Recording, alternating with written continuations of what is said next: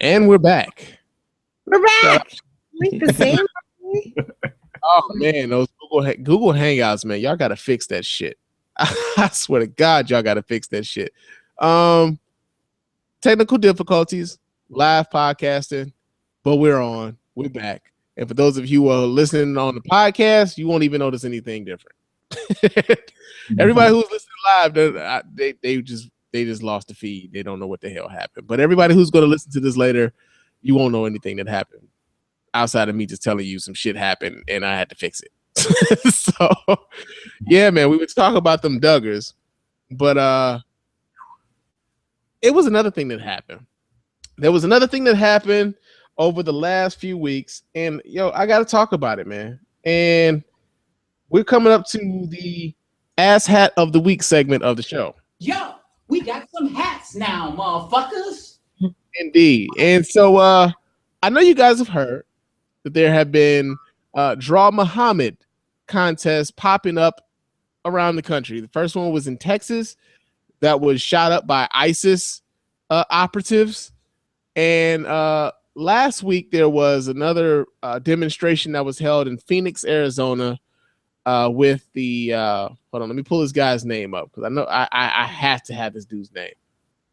John Ritzheimer. John Ritzheimer decided that he wanted to not only defend the First Amendment, but he also wanted to do this with armed protesters wearing "Fuck Islam" shirts in front of a mosque in Phoenix, Arizona. Wow. Yeah. And we're calling John Ritzheimer the ass hat of the week because now John Ritzheimer is asking for $10 million in donations so that he can fortify his home to protect his family because he's been getting death threats because of this demonstration that he's had in front of this mosque with "Fuck Islam" t-shirts and demonstrators carrying firearms. I think stupidity is insanely myopic. You know what I mean? Oh my God. The funny thing is we've seen so many different demonstrations as far as the First Amendment is concerned.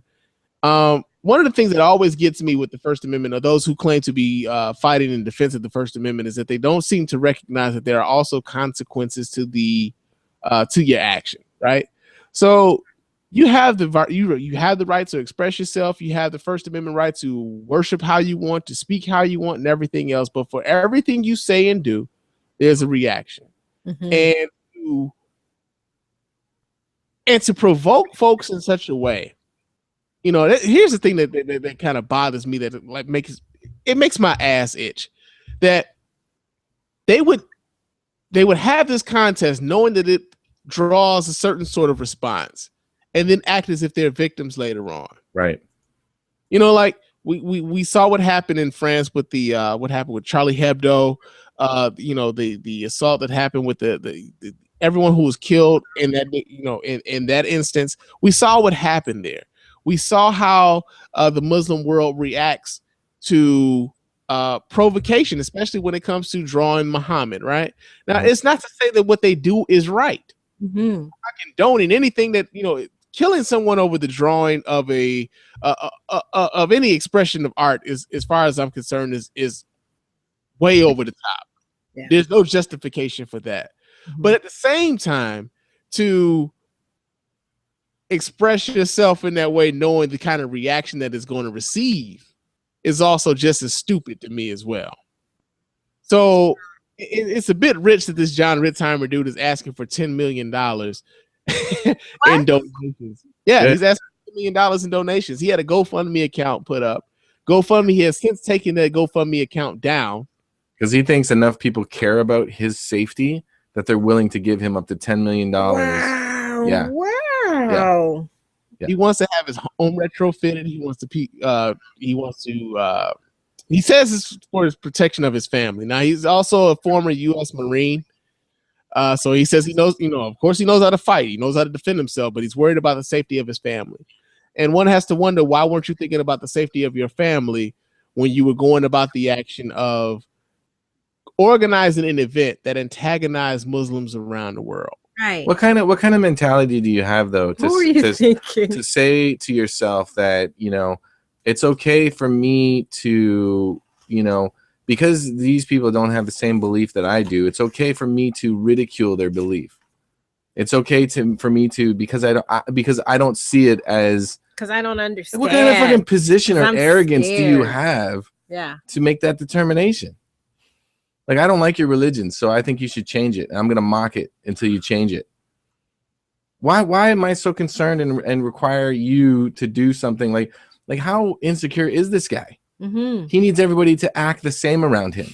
He needs everybody to have the same beliefs around him. He can't handle the fact that somebody does not believe exactly what he believes. Right. So we're going to try to pull up some local. Sorry. All right, Nate. But it's so crazy that there has to be a mental illness there. Yeah. It's cool. Well, there's definitely a sense of there's definitely a sense of privilege there. It's because there's a sense of, how dare these people tell me what to do, and it's coming from a group that you feel that you're better than. Right. So, there's this marginalized group, especially here in America. Now, and I live in Michigan, where we actually have the largest Muslim population in the United States, in Dearborn, Michigan. A lot of that is concentrated right here. So there's a sense of antagonizing that goes on with that community, especially when you see issues like this, where well, we should be able to draw whatever we want. This is America. This is freedom of speech and everything else. Is like, yeah, but you also in a bully position. Right. Why would you go, hey, here's a bright idea. Mm-hmm. Not only, fuck this religion, but let's go where they are, like where the religion that I hate and protest. Like, come on. Let's get together as white Christians. What did you expect? Yeah. That's a privilege right there. It is. He saw his white privilege would protect his ass. He's like, I should be able to do the math that there are billions of Muslims, by the way, sir. What do you mean? Probably more people who believe in that religion than yours, and whatever that you believe. I can't threaten anybody I want without them threatening me back. What? But it's America. It's America, and I'm white. That's right. And I'm a man. And I believe in Jesus. Little baby Jesus will be turning over in his grave right now. Oh, baby Jesus. Jesus is like, Texas Ranger. No, but seriously though, I see this, and every time I see something like this, because I think there was another woman too who organized the event in Texas. I think her name was Pamela Geller, and she was the asshat of the week last week also. Well, at least the last time I did the show, she was the asshat of the week, because they get off on this whole idea of free speech, that we should be able to marginalize these groups, that we should be able to talk about these groups any sort of way, that we should be able to perpetuate any sort of ill will we want towards these groups. And you do have the right to do that. Nobody's begrudging you that. But when these groups decide that they want to react to what it is that you've put out, you can't act surprised and then say that these people are uncivilized and that these people don't like our way of life and everything else. It's like, hey, man, you knew what the hell was going to happen before you did this. Yes. So forgive me if I don't necessarily cry a tear for you if somebody puts a death threat on your head, or if somebody decides that they want to do something to you as a result of the action that you put yourself in. Yeah. Mm-hmm. And you know what? Shame on you for shitting over what free speech is meant for and trying to use it as a weapon. Right. I mean, like, shame on you for doing that. Yeah. Like, you talk about like how, American you are, how patriotic you are, how, how you're doing the right thing for what's right for your country, and you're allowed to say anything you want, and you can use that as a weapon against people. Shame on you, man. Yeah. And I've said this, and I'll say it again. Having a Draw Muhammad contest is the free speech equivalent of yelling fire into a crowded theater. Right. There's nothing good that can come of it. Mm-hmm. And there's always going to be a negative response to it. Mm-hmm. So, yes, you can do it. You would be advised not to do it, though. Yeah. It's not very smart. Yeah. So the ass hat of the week goes to John Ritzheimer on the Spare Report podcast. Here. Take that, ass hat. Mm-hmm. Up. Yo, we got some hats now, motherfuckers. Indeed, man. Shout out to Fear of a Black Hat. I love that movie. I've never seen that movie. You never seen that? No. Oh, that's a good one. It's an oldie but a goodie. It's on YouTube. Check it out. Okay. All right. But you know what, guys? We come to the end of our show. Oh man. Aww. So no, right? I know, but you know what? Here's the thing. Let everybody know how they can get in touch with you guys over at Chonilla and check out everything good at chonilla.com.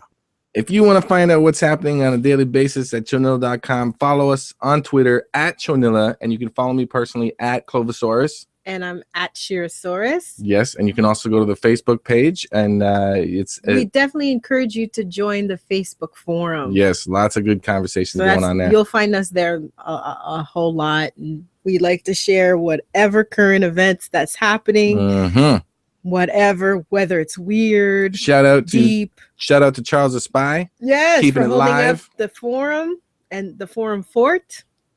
And yeah, it's a fun way to find out just some of the crazy things that are happening, not just all over the world. And where do you go to join the forum? You go to chonilla.com/forum, or if you go on Facebook and just search for Chonilla Forum, that's CHONILLA, is another way that you can join. Would they look for Chonilla group or Chonilla Forum? It's in the group. Okay. Yeah, Chonilla. Yeah, it's a Facebook group. Gotcha. Or just Google Chonilla and you'll find us all over iTunes, stacks Stitcher, and stacks of Chonilla goodness, Spreaker, you name it. Just Google Chonilla to find us. This is the easiest way. Indeed. We got to do this again, y'all. We got to. Before I get out of here, of course, I got to let you guys know how to get in touch with me still here at the Spann Report Podcast. Go to thespannreport.com. Check out all of the episodes, including this one. And all the guest appearances that I've had on any other podcast. Go to thespannreport.com. Whoops, wrong kid. Go to thespannreport.com. Check out everything you need to know as far as the Spann Report is concerned.